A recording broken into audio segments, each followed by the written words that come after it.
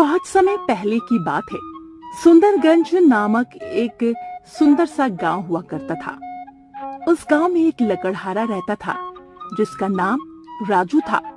राजू बहुत ही ईमानदार और मेहनती था। वो हमेशा अपने काम से खुश रहता था। उसके पास ज्यादा पैसे नहीं थे, लेकिन वो अपनी जिंदगी से संतुष्ट था। राजू के परिवार में उसकी पत्नी और उसके 2 बच्चे थे। सेठ हरिलाल के यहाँ वो लकड़ी काटने का काम करता था और लकड़ी काटने के बदले में सेठ हरिलाल राजू को पैसे देता था, जिससे रामू और उसके परिवार का जीवन यापन होता था। सुमन, मैं काम पर जा रहा हूँ। आज तो बहुत देर हो गई। और हाँ, तुम ना बच्चों को स्कूल छोड़ देना। जी, स्कूल तो मैं छोड़ आऊंगी, लेकिन मोनू और छोटू पिछले 2 दिनों से कह रहे हैं कि उनके स्कूल की टीचर स्कूल की फीस मांग रही है।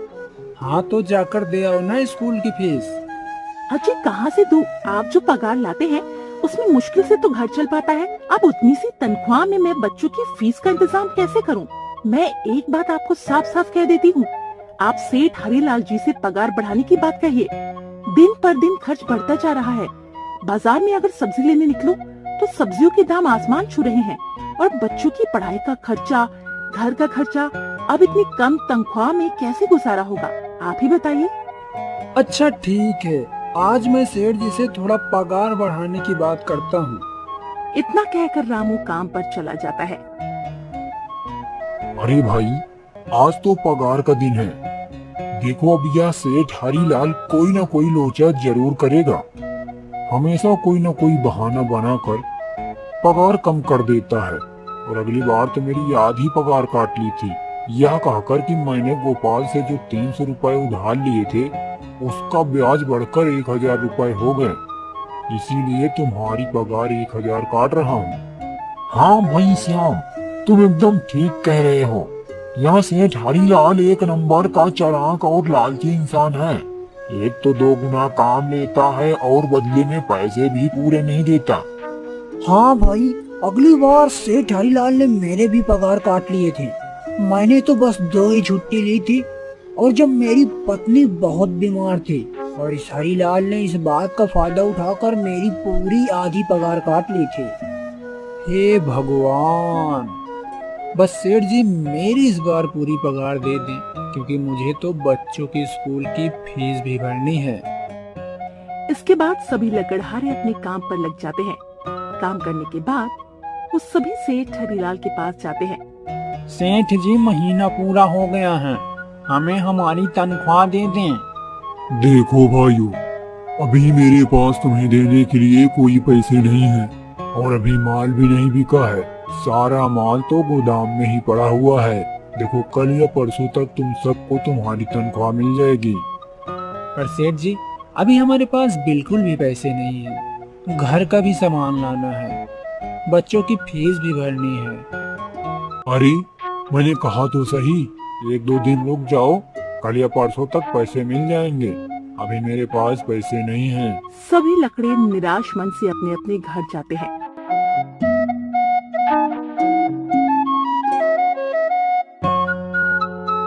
अजी, क्या हुआ? इस बार कितना पगार मिला है आपको? सुमन, अभी कोई पगार नहीं मिली। सेठ जी ने कहा है कि 1-2 दिन में पगार मिल जाएगी। पगार नहीं मिला?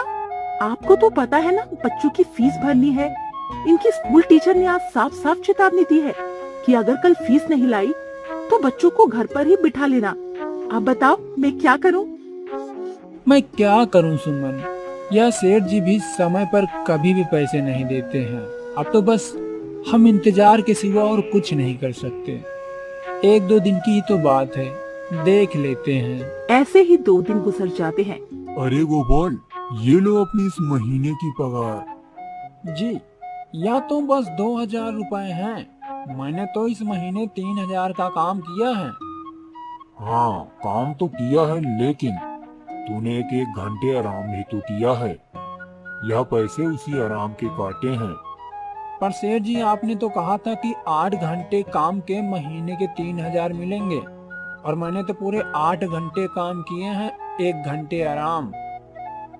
देख गोपाल, मुझे ज्यादा हिसाब किताब न समझा। या 2000 रख अगर चाहिए तो। अगर नहीं चाहिए तो कहीं और काम ढूंढ ले। बेचारे गोपाल के पास उन पैसों को लेने के सिवाय और कोई रास्ता नहीं था। गोपाल चुपचाप वो पैसे रख लेता है। राजू, ये लो तुम्हारे 2000 रुपए। पर सेठ जी 2000 क्यों? मेरे तो पूरे 3000 बनते हैं ना। मैंने तो कोई छुट्टी भी नहीं की है और ना ही कोई आराम। मैंने तो अपना सारा काम समय पर ही किया है। हाँ, समय पर तो किया है, पर इस समय बाजार में लकड़ियों का दाम काफी सस्ता हो गया है।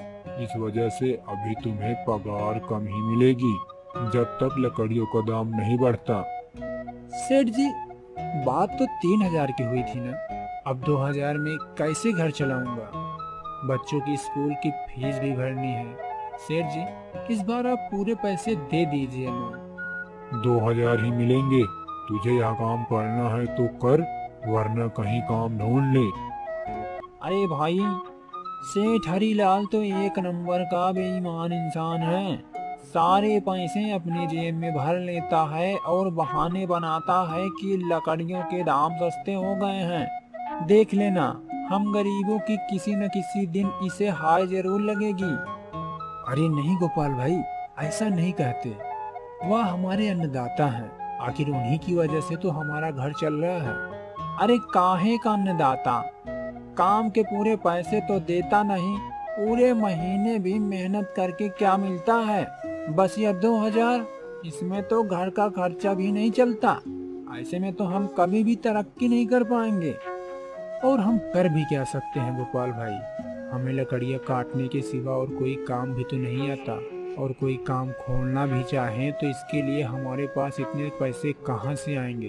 अब जो भी हो, हमारा तो बस यह सेठ हरीलाल ही सहारा है। कुछ देर बातें करने के बाद सारे अपने घर की ओर निकल पड़ते हैं।